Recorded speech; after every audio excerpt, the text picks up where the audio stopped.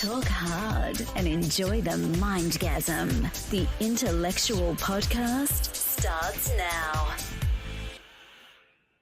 Welcome back to the Intellectual Podcast. I'm your host, David Dawson, filmmaker, and I can't believe it's been a year since we've had an episode on. We're now officially starting our 11th season of the podcast. Let me bring on my co-host, as always, Miss Whitney Wegman-Wood. Hi, long time. I want to point out that Whitney spent the last year busting her ass creating her first short film that she both wrote, produced, and starred in. And she recently won the San Diego Film Awards for Best Narrative Short, right? Yeah. Yep. Congratulations. Thank you. Thank you so much. So proud of you, Whitney. Thank you. What a journey you've been on. And we'll definitely have you on in your own episode very soon to talk about what that journey the last couple of years has been like. Yeah. And I'll write out all of the places that I've been and where the film has been, because it's a lot, actually. Tonight or today, or depending on what podcast world, everything's recorded and put out. Whatever time of day it is for you. Whenever you're listening. We are chatting with another filmmaker friend of ours, Mr. Brent Roberts. I'm going to bring him up on the stage so we can talk with him. Hey, Brent, how you doing? Hello, David. Hello, Whitney. Hi. Whitney. She's the Trip Dubs. Dude, congratulations, both of you. 11 seasons is insane. And to win that sweeping award, well done, Whitney. Thank you. It's really freaking exciting. Thank you so much. Yeah, so proud of her. And we'll get into it in her episode. It was an emotional roller coaster getting that movie made. Yeah. Yes. Whitney, do you know that Brent was the first person I met when I moved to San Diego? Oh. We met on, it was like the first thing that I did here, and we met on set. Oh, that's amazing. 2 a.m., 3 a.m. It went late. Garage. I don't know that I've ever seen footage of that, by the way. Like, we've come a ways. We have. Oh, all the productions. I can't. Every actor I've talked to in San Diego has a story of the film that they worked on and never saw a single piece of footage from. Yes, there's many. That's something that's got to stop. Like, filmmakers need to make sure actors get to see at least their own work. Well, I'm pretty sure that project just never got finished, period. So yeah. I don't know that anybody saw anything from it. It remains a mystery. It's now on Unsolved Mysteries, that whole film project.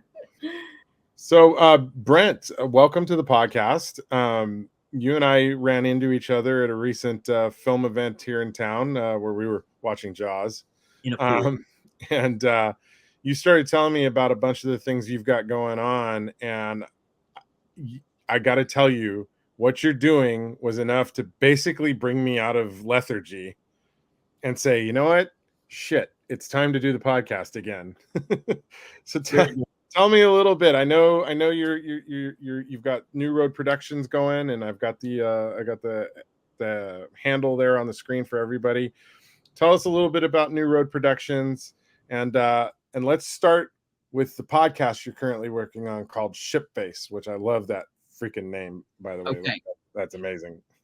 Thank you. Well, I'm really glad to be here. And to start, I guess, the New Road Productions is my kind of brand new boutique production company, where as an actor, as a writer, director of my own little short projects, I'm just like, I don't want to wait any longer for permission, and kind of to spearhead and put more control in my own hands. Just went with this why not notion and cranked out an LLC, and working on a website. The Instagram is brand new, so please follow along. I've got many projects in the works. I've got a short in post-production, 2 shorts in post-production right now, and I'm working on a short documentary on Alzheimer's that I will get back to focusing on in September.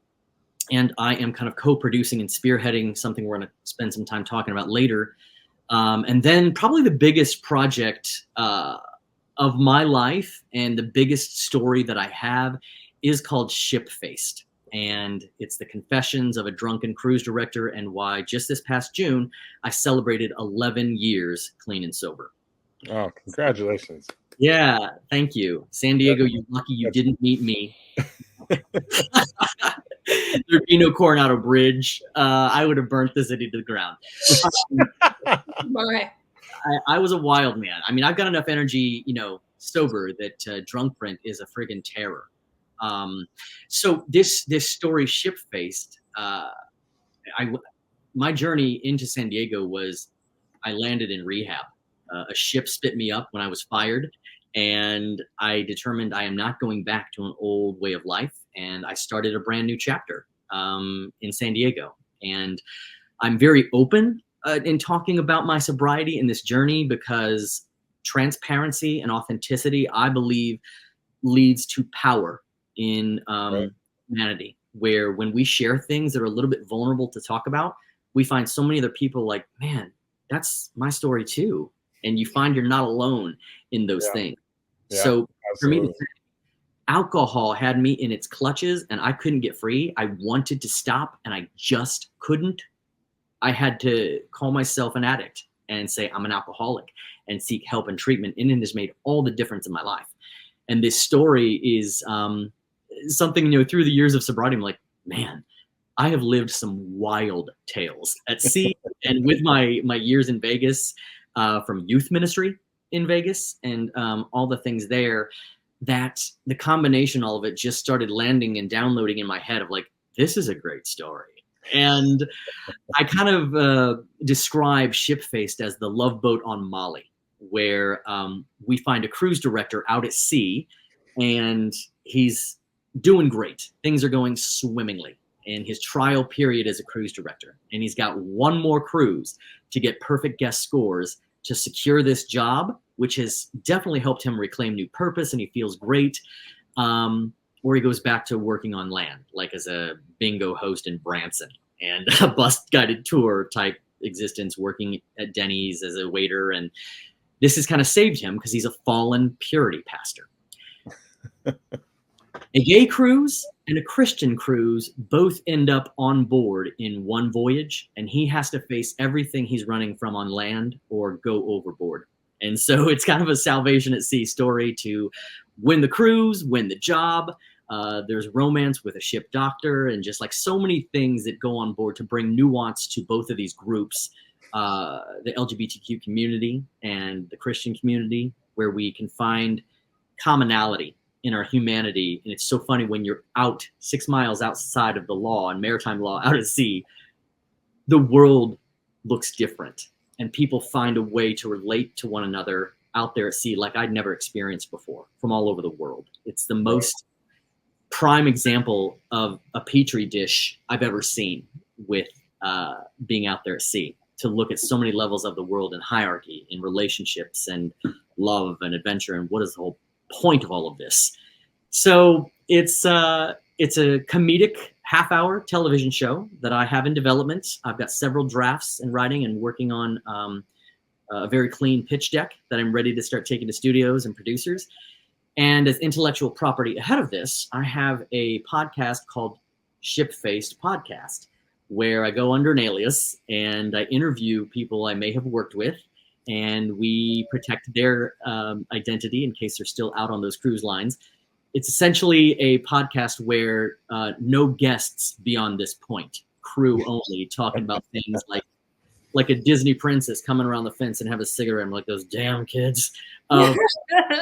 Of exploration about what happens at sea. And there are some crazy stories people tell me and confess on that podcast that will definitely weave their way into episodes of the television show when it gets distributed on Amazon or Netflix or HBO or wherever it's going to be. So even though the television show's narrative, there's a lot of autobiographical information woven in there. Absolutely. That's so much fun.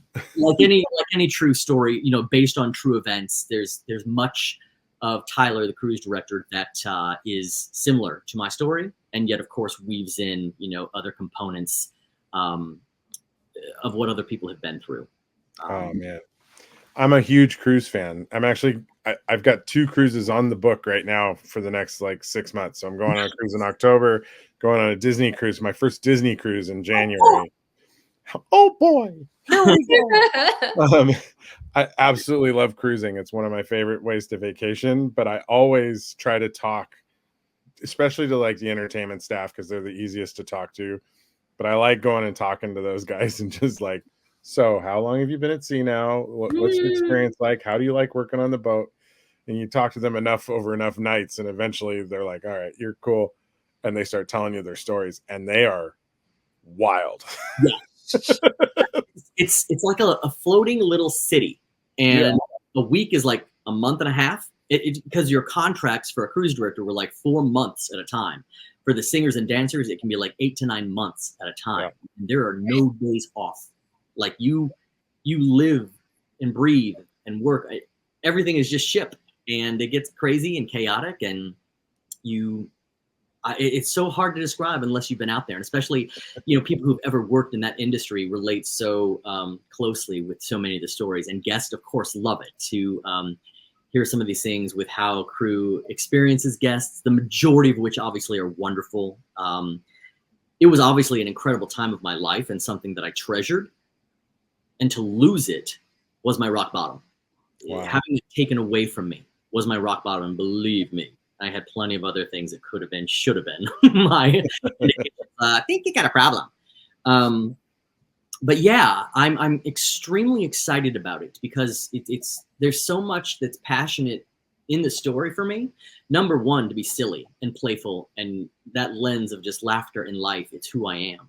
Right. And it's one of those two communities so much make up the wiring of who you see sitting before you today, with faith and orientation, like things I find inescapable in who I am. And I love so many people from both tribes, but it seems like there is a giant Grand Canyon chasm between these groups that I hope more and more conversations can bridge this divide where we can see each other and respect each other as much as possible when there's just a lot to filter out in between that divide, if that makes sense.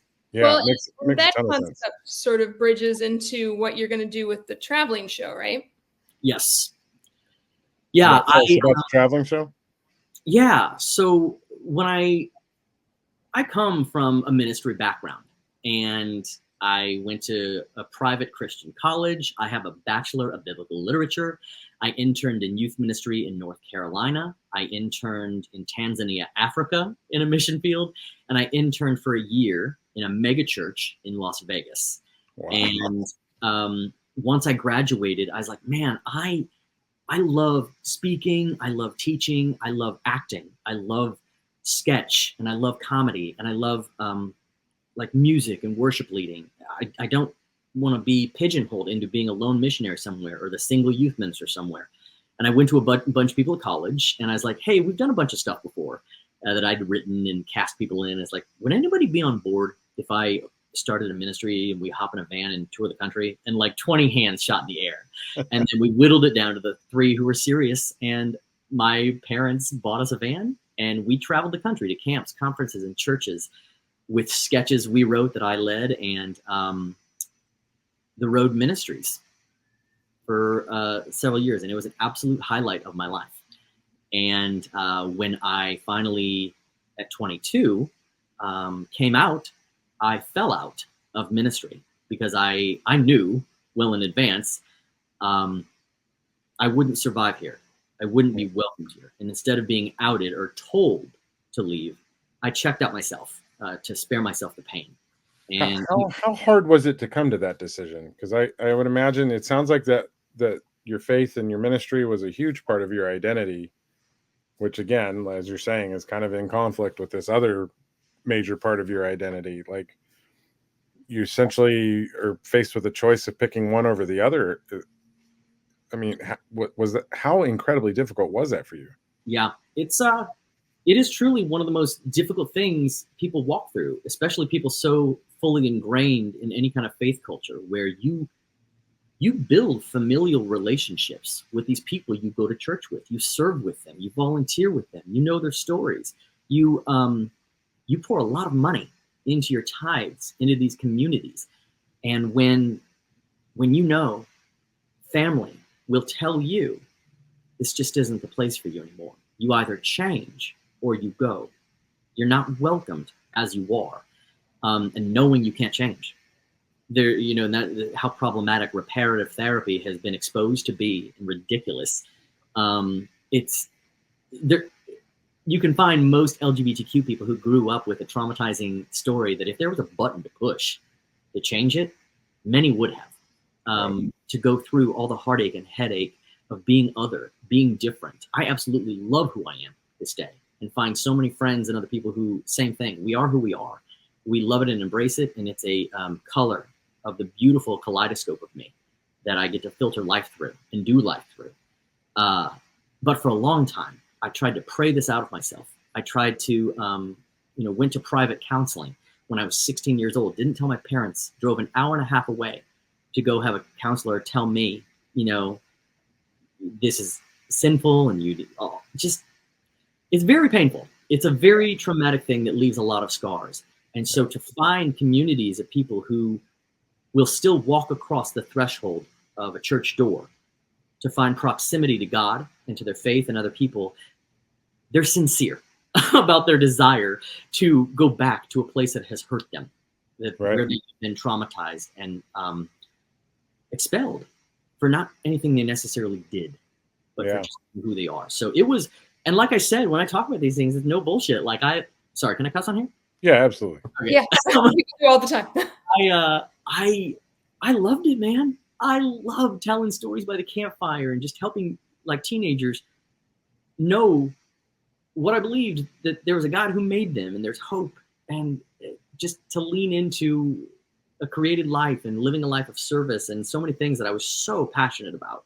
A lot of my, sketches and different things pointed to that, and many others were, I was that Christian evangelical punk. Like there was some like, oh God, I can't believe you wrote that and said that. And anyway, this is clearly a long story to get to the point, but you can hear how over 20 years ago, the Road Ministries morphed into the New Road Productions. It hasn't left my heart. Yeah, I have just grown and I have evolved, and I'm telling a much, different story with the same passionate heartbeat, with the stories that are going to unfold out of my production company in my life. But when I finally came out, I went to a very dark place and just didn't take the right route to tell people. I made up an alias of who I was when I'd go out to gay bars and do weird, wild, crazy things in my ministry van, and just like, oh boy, we swung that pendulum to the other side. And then finally I was just wrecked, and I'm like, God, please, it's like, help me understand this. Take me to Google. And I just typed in gay and Christian and found this gay Christian network, and I found a plethora of people all over the world who were saying, that's my story too. Changes, can we deal with this? And painstakingly wrestled through interpretations of scripture, different aspects of life and psychology, and anything you can name under the sun. We have done the work to figure all this out. And so sometimes the tropey responses of like, well, God made Adam and Eve, not Adam and Steve. It's like, all right, thanks, genius, for that heartfelt empathy and brilliant. Yeah, you can rhyme. That's lovely. Thank you. Yeah. Out of this group, along comes this researcher named Kathy Baldock, a single woman who, from a divorce in like 2000 to 2001, was just started to hike in the Reno area. And she was heartbroken. And this other woman she was hiking with listened to her and her story repeatedly. And after like a year of spending time with this woman, they got to the fact that Neto, her friend, was a lesbian. And Kathy's like, hold up. I'm a Christian evangelical, and I know it's a choice and blah, blah, blah. But I know God loves Neto and this woman. And so she went on this like deep dive of research and uncovered with another fellow named Ed Oxford, who has so much knowledge about various translations of the Bible. They were excavating the down in the basement of Yale University to find interpretations of how and where the word homosexual arrived in the scriptures and the various parts of the Bible that talk about all this. And then Kathy has a brilliant YouTube video where she has an 18-foot banner on stage kind of highlighting how and where this translation and the word homosexual fell into scripture. rather than previous versions before. And she shows how it affected psychology, politics, medicine, just like you name it on the outline. And it's like, oh my God, I never knew. And like, it's like an hour and a half presentation. You can find it on YouTube called Untangling the Mess. And then this lesbian director, Rocky Roggio, heard of this and she's like, oh, this needs to be a documentary. And Rocky herself has a father who's an evangelical pastor, and on their small billboard in Pennsylvania on his church, he put something in that lettering that years back was like, it's a choice and God's blah, blah, blah. Rocky got wind, like flew home, got in front of the news, in front of that same sign. It's like, this is my dad's church, and I don't agree with that love. That's not God's love. So she's always been a firecracker of a person, and man, she has made an incredible documentary that I helped fund called 1946, The Mistranslation That Shifted Culture. And it's almost this gay Da Vinci Code of the word homosexual is not the proper interpretation of the Greek and Hebrew where it landed. And a whole translation team in 1946 was there meeting about this, and one person wrote to them to say, hey man, I'm a scholar of all this stuff and study these words. I don't think that's accurate to use that word homo and sexual to blend that. And the president or head of the translation team wrote him back and was like, well, I think you're right, but it still didn't make it. Kathy and Ed and Rocky, they found this guy who wrote that letter all these years later. And he's the most kind, considerate guy who acknowledged, yes, I am a gay man and a pastor. And the interpretation where it went wrong is that kind of everywhere in scripture those words land, they're illustrating a power dynamic, an age dynamic, a financial gap or difference where power is involved and someone is being abused. It is similar to that old Roman culture style, that it's oppressive, that it's abusive, and nothing healthy like two people simply loving each other. That shifted culture. It went into so many versions of the Bible around the Billy Graham crusade time. So millions of people were getting this Bible for free. And it was the time entering the Reagan era and the AIDS crisis. And so in a time where our entire nation should have backed citizens affected by a disease like we've just recently witnessed, instead, the churches that these worship leaders served at, these pews that were filled with these men and women who loved God and showed up or maybe were in the closet, once they found out they were afflicted with HIV and AIDS, they wouldn't even allow them to have a funeral in their churches. They shut the doors and would rather them die in private and in secret than acknowledging their involvement in love. And it puts fire in my bones of like, that ain't right. Yeah. Your heart knows it. We as humans know it. And the whole thing here is that the Bible is being used as a weapon against people rather than as a tool of love. And so that's the whole purpose of the documentary, is to elevate the conversation on that, to bring these two groups to an understanding. If we present the facts here on this and the research, does that change your heart and mind? And for some people, it's never gonna happen. Okay. But there are those out there that once they hear these stories, and not just the factual stuff, that's up here, but when they catch the heart stuff of other filmmakers who've told stories like Daniel Carlslake of The Bible Tells Me So, and For They Know Not What They Do, illustrating families when they received the encouragement of their lead pastor that, oh, if your son's saying that, the Bible clearly says, expel the immoral brother from the home and they will come back to you, or something like that. And a family who talks about, we did that with our son and he instead killed himself.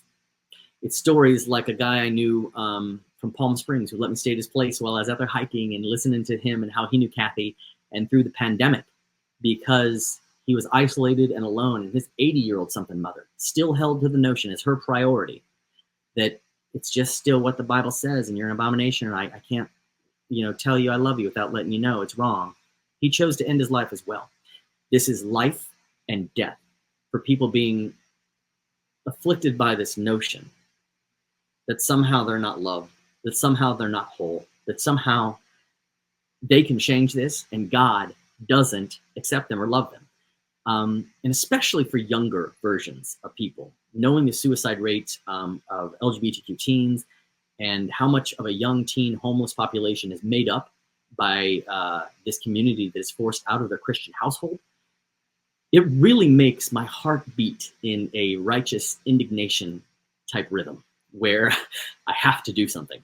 And especially with the looming nature of what is happening in our country and politics with Project 2025 and the Christian Evangelical Church, where you can find so much background and story about this in a documentary called Bad Faith and a really cool documentary called God and Country by producer Rob Reiner, where you see this all started way back in the days of Jerry Falwell Sr. and other leaders like Dr. James Dobson and people who, for decades now, have been masterminding this manifesto that is now a 920-page document that is a plan to infiltrate every part of government and our systems to force Christianity upon this nation rather than the choice of like Christ knocking on the door of anyone's heart. They've got a freaking battering ram. And me and you guys, I'm so sorry. This is a really long-winded answer. That's okay. You're good, Brent. But me and 5 other LGBTQ defenders of equality are hopping into an RV, and we are blazing across the deep south. We're going to 15 cities, having 15 events. We're offering free screenings of this documentary, and we are going to raise the conversation about so much of this and what we can do to empower voices to stand up and say, not in this nation. That's not my country. That's not my USA. And there's so many people out there, the majority, in fact, who are going to say, that is not my faith. And that is not the God I know. That's not the love I know. That's not the Christ I know. And in fact, that is not Christian. There are so many things that out there in those descriptions of what's happening in that manifesto that look more like a Hitler-esque regime of awful things being forced upon our country to make us look like the Handmaid's Tale. Yeah. And we reject it. We have all got to rise up. It is absolutely not just the LGBTQ communities affected by this. It is women 100% on every aspect of their equality and existence. It's veterans. It's other religions. Anything other than Christianity. Yeah. Like Louisiana, putting the 10 Commandments up in schools when they can't focus on funding lunch for the kids. Like, talk about missing the mark there. And already, this isn't something that's potentially going to happen. It's happening. And we see it, and we feel it, and we hear it every day in the news. Texas, Florida, and Louisiana are states that are getting a test drive of all of this to see how much we can scale it up with the nation, is what their plan is. It is well-funded, multi-millions of dollars. And there is a giant youth culture that has been brought up within this. So, well, it's interesting, Brent. You hear them talking about indoctrination all the time, right? They're always accusing, progressives of indoctrinating the youth. Bible school every week is that. It's indoctrinating a thought culture into our children, whether those children actually want that or not. They're forced to go to Bible school every Sunday and learn this particular thing. Yes. And mind you, I'm a Christian too. I went to a Baptist university. I've been down that road. Did you go to vacation Bible school, David? I did my share of Young Life and the rest. Yeah. I always knew something was wrong with how I was being taught stuff. Because my own personal history, I've explored it a lot on the podcast. But I got. My parents went through a divorce when I was young, and in the course of their divorce, they kind of let their eye off the ball a bit, and I got roped in elementary school into drugs and alcohol, and a pretty bad existence for a while resulted in really young sexual encounters. To this day, I still identify myself as bisexual because my first experience was a gay experience. And I've always explored loving anybody for who they are, not for what the expectation is of what might come out of it. And I went through church, and church saved my life in late high school, and my faith really kind of put me back onto a decent path after a number of years of dealing with the emotional turmoil of what I went through as a child. But there was always that jab at me that, like, you're not really accepted here. All the things you've gone through, they don't see it. They don't understand it. But when I read the Bible and I read the New Testament, Jesus was about love, forgiveness, compassion, understanding, reaching out, not being the one to judge, being the one to aid, and it just, I visited churches all over the country now, because I used to travel all the time, and I've gone to churches in the South, I've gone to churches in the North, and so many of the churches I've gone to, various denominations, various aspects of the faith, are thumping the Old Testament as their primary teaching tool on Sunday mornings. Everybody's calling for the 10 Commandments to be posted in school. Nobody's calling for the Beatitudes to be posted in school, like what Jesus said. Yeah, it's like Jesus is not part of the Christian nationalist equation. The name's there in the name, but the actual teachings are non-existent. Yeah, it's all fire and brimstone and Old Testament stuff, and it's terrifying. Yeah, I think where that stems from, you guys, is with Vacation Bible School. I can remember, and this has to be before I was 8 years old, of getting out of Vacation Bible School. You're making your little Noah's in the Ark and different things. There's a song that I think many listeners will probably relate to, and it goes, I may never march in the infantry, ride in the cavalry, shoot o'er the enemy. I may never fire at the enemy, but I'm in the Lord's army. Yes, sir. I'm in the Lord's army. And little children singing this, and you're telling me who's being indoctrinated. Yeah. There is this notion, and it's very much an Old Testament thing, and I think it's just a human thing, of us needing to have a hero narrative within us. We want to live a life that is heroic, and to do so, that requires an enemy. That requires a dragon to slay, a princess to rescue. And the current Christian national movement has this massive them and us. And anything that is other is enemy. And to say that if it is not us, it is enemy, that is so historically documented that when any kind of leader or group starts to say, don't listen to all of that, trust me, my voice, what I say only, that's where we should really step back and be like, wait a minute, that seems like communism, or just like a dictator, or these harmful things where I'm going to lose my freedom here. And everything, fascism. Exactly. And almost every finger you can find pointed from extreme Christian religious zealots, you need to see those three fingers pointed back at them. There is a Twitter and Threads gal. I think she goes by Antifa Operative. We're kind of like daily. She posts police records, police reports, mugshots of people caught in sexual abuse of children. And oddly enough, there's not a list of anyone from the LGBTQ or drag queens. A lot of what we see is middle-aged white men in positions of power, police officers, coaches, pastors. Yeah. And it's just like the saddest thing when you think that a predominant population who is caught in that and entrapped in that secret darkness are people who are in positions of trust, where vulnerable children who, when they're told not to tell anybody these kind of things, trust those figures. And then that leads up to adulthood. I was in Ireland traveling, and it was about the time when the Pope was making apology tours, going to land in Ireland and do so. And me and a friend were just standing there looking at some banner about all that. And then Irish guy comes by, and he's like, "That was me. That was me. I was one of those boys." And it's just like, man, that guy's got to be like 60. And the freshness of that wound was still in his heart. Yep. There is just blatant hypocrisy and a double standard, and especially for so much of the Christian community to be backing someone like Trump, who has broken every single one of the commandments, essentially, as the man leading those.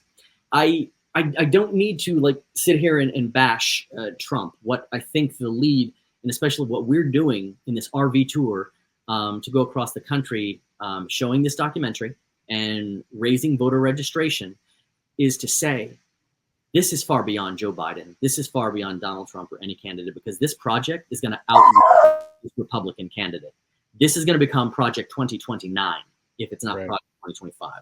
It's going to take a massive effort to expose how this stuff is harmful and doesn't offer what our country was built on, with we, the people, and never wanting, one person to tell us how it's going to be, or one body of believers. It's just something that it's in my bones that I've got to do this. So I can't believe the age that I'm at right now, and I'm about to pack up and hop in an RV with 5 other people I don't know. There's like 3 Gen Zers, a couple other people, and one of which is going to be a concealed identity because they risk losing a degree from an evangelical university if they're this. Wow. And something I don't think I've got to yet, as we're doing this, we are going to be making a reality television show of the entire journey. So it's going to be like Road Rules, like I think I said this earlier. Road Rules means like LGBTQ faith adventure. And there's going to be so many things I think we unpack together on the road. Our American experiences discussed, the trauma, the pain, but also the joy in the journey. I think we're going to bump some Miley Cyrus and Beyonce and exhibit our pride as Americans, that we love this country. This is our country as well. And I want to stop looking at the American flag with disdain and fear. And I want to get back to seeing it with me represented in it, and so many people in it as well. And it's for a young 7-year-old version of me. It's for a 15-year-old version of me. That has to feel really empowering after everything, like the entire process of getting here, the fact that you're now going to go do this. And I so deeply appreciate that you're going to try and like get people registered to vote and get them out there and talking about these issues, because good Lord, do we need it? Yeah, I've never really been political, which is ridiculous to say, until like I was dating someone in San Diego, and I think I'd found kind of like the love of my life at the time. It was the first time I felt that way. And what I felt, I wanted to protect, and I wanted the world to see and to know this is my beautiful relationship that I'm tending to and that I care about, much like anybody else stands beside their spouse or their significant other with joy, and they bring happiness and companionship and a partnership, and we're doing this together typeness that I still long for to this day. But I was in that relationship when marriage equality became the law of the land in June of 2015. And previous to that, standing in opposition was the Rock Church led by Miles McPherson. Is that his last name? Yeah. They were huge proponents and leaders of Prop 8 from the San Diego community, along with so many other churches in such a beautiful, diverse city like San Diego. And I lived in North Park with my roommate, who was also gay. And I came back from a great white shark diving trip November because I wanted to bypass that election. And I'd rather swim with sharks than watch this shit. And I came back to like, oh, wow. Oh, boy, America. And my roommate said to me, he's like, hey, welcome home. Talk about the trip. And he's like, you're not going to believe this, but like university in Oregon, like we're on the cusp of Hillcrest.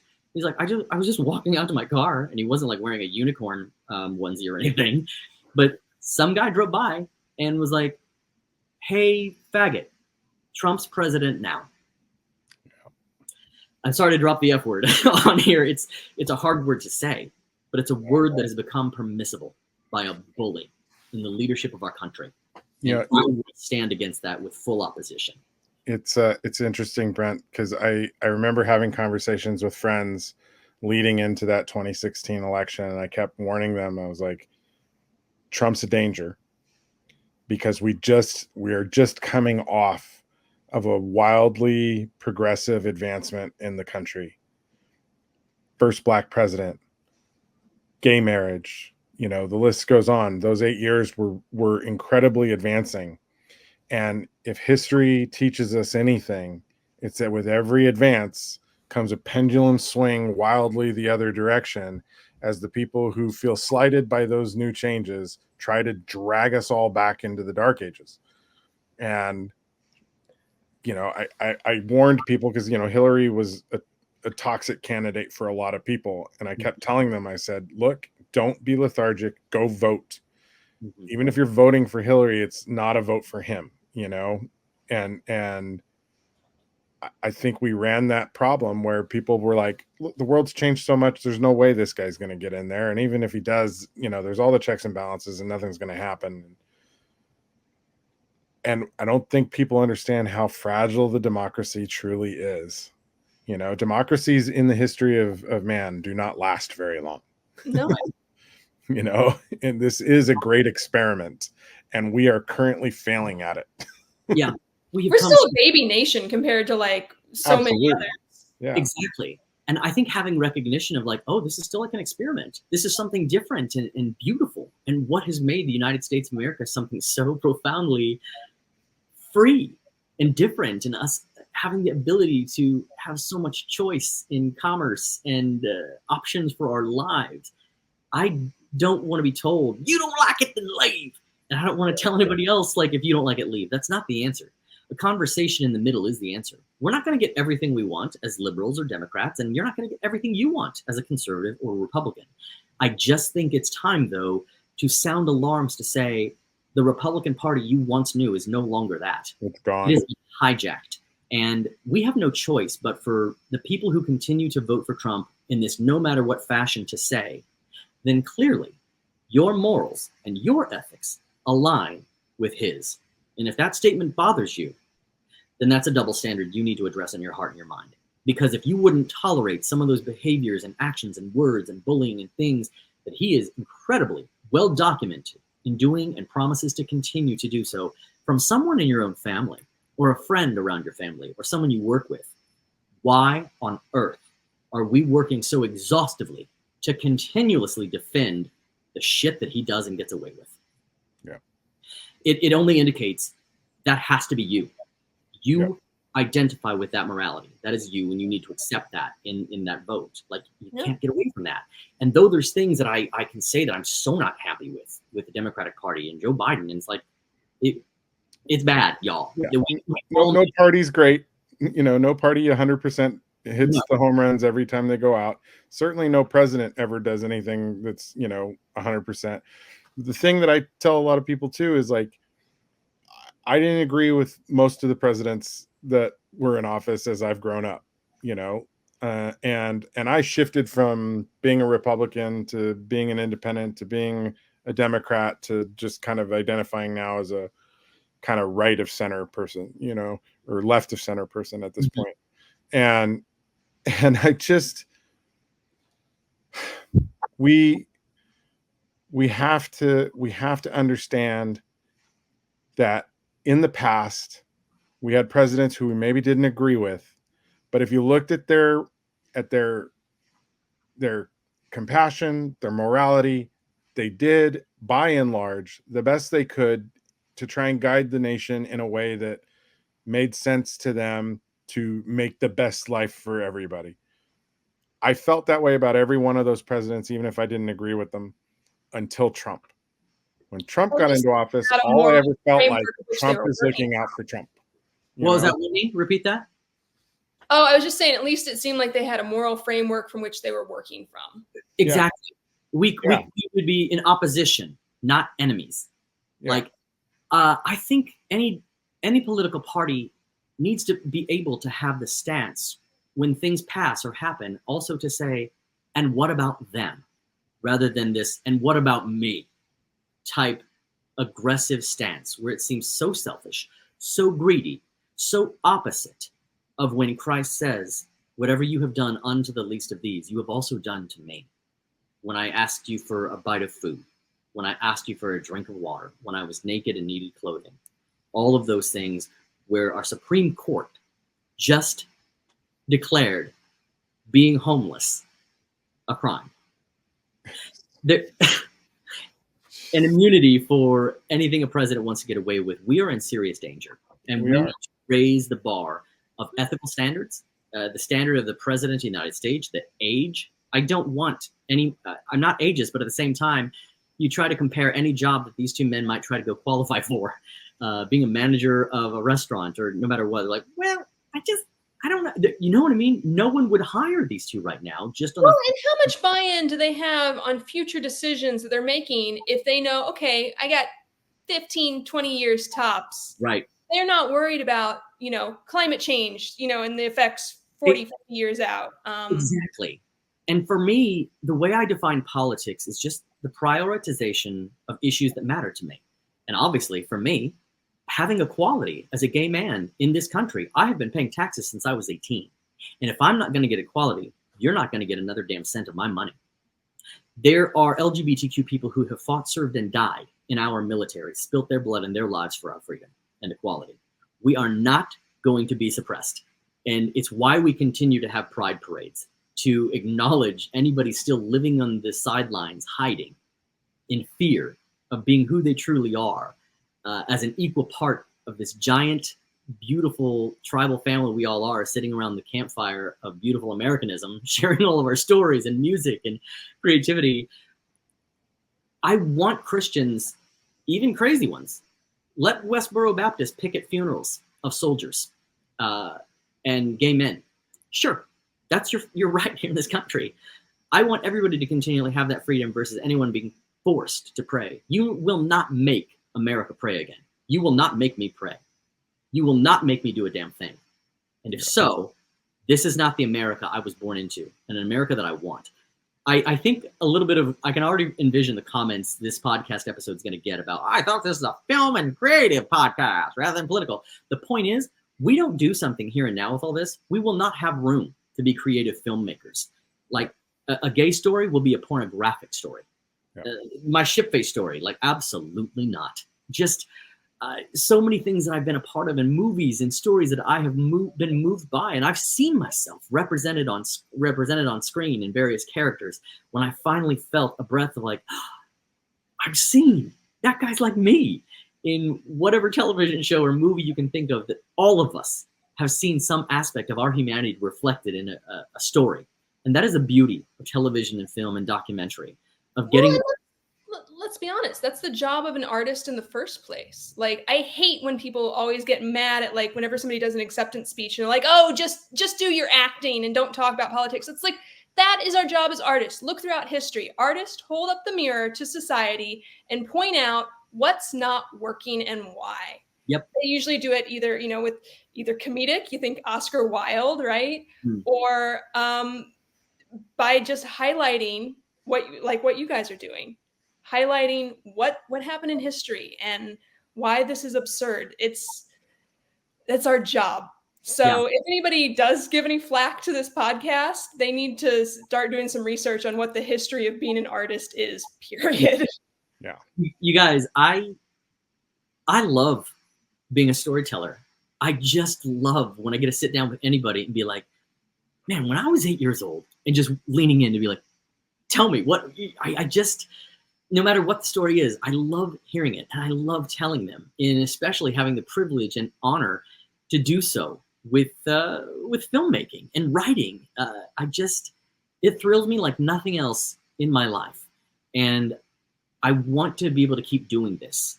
And I want to make space for everybody's stories, even though I disagree or I might not be able to understand. And there's definitely things I don't understand. I'm going to be in an RV with some things that I'm like, the what? What does that mean? I don't know. And I need to understand why I might have resistance in my heart or mind about something. Yeah. And the same thing, I think it's the far-leaning left is pretty problematic, just as much as some of the far-leaning right. So I see extremes in any direction. Extremes Correct. Is always a problem.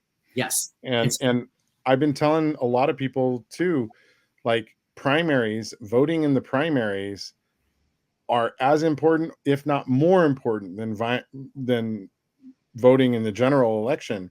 Yeah. Because when we don't, as normal people, vote in the primaries and pick who the ultimate candidates are going to be, then only the lunatic fringe is choosing the candidates for the general election. And the more that has happened, the wilder and weirder Washington has gotten on both sides. Both sides. I think the reason the six of us are about to hop into this RV and cross many thousands of miles and potentially subject ourselves to some danger and threat if people don't like what we're doing. And be very careful. Yeah, and like many people have said in recent times, to exterminate us from pulpits and churches, kill them. We have to do this here and now because we have such joy. We have found such freedom in living in our authentic selves. Finally, no more hiding, no more lying. I am who I am. And when I get to do that with my friends, I have such, and I'm so fortunate to both in San Diego and LA to have such an incredible group of friends and a church that I go to every Sunday and serve with, where we have trans people, we have every ethnicity you could think of in the church. It truly looks like the most beautiful blend that American church should be. And we have conversations about, I don't know if I believe any of this shit today. Okay, cool. Why? We unpack in a healthy dialogue. We welcome science. We welcome medicine, technology, and so many things to the table while still claiming to be a Christ-following congregation that love each other, that care. I have a lot of reasons to never step foot in a church again, but I can't help but go back because of this love and community that I have found here in LA, and getting to celebrate with so many of my friends and see who they are and treasure them so much, that this specific project is so important to me. This is me. I'll be a character in a reality television show. It's like, oh God, I don't really want that. I would much rather be playing a part as an actor or the writer of something or directing behind the camera. But to think I'm going to be a character in a reality television show, I'm scared and I'm excited and I can't not do it because I love the life that I have lived this far. And I want many more miles out of this thing. My dad told me once, gauge your fear. The fear tells you if you're making the right choice. Because if you're scared, it means you're doing something worth doing. Yeah. And if you're not scared of it, then it's not making a difference, and it really doesn't matter whether you do it one way or the other. Yeah. Yeah. So with this project, we still need a lot of funding with the GoFundMe to help with so many costs along the way. Rocky's bought this RV, which was a massive chunk that, she needs to leverage back out from her purchase out of her own pocket to balance out.